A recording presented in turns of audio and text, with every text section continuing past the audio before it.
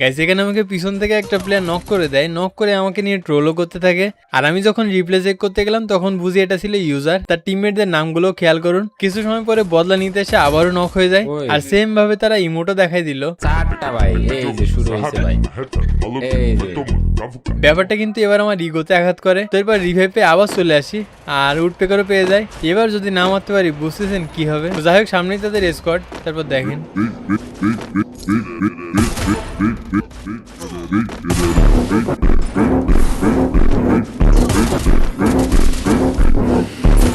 Finally তাদের স্কোয়াডে 3টাকে মারি। আর লাস্ট প্লেয়ারকে না মারতে পারলে কিন্তু রিভেঞ্জ কমপ্লিট হবে না, যে জন্য তাকে খুঁজতে থাকি। সামনে একটা লেডি ছিল, তাকে ওয়ান ট্যাপ দিয়ে দিই। লেডিকে নক করার জন্য তার বিয়ে হয়তো দূর থেকে মারার চেষ্টা করে আর তাকেও নক করে দিই।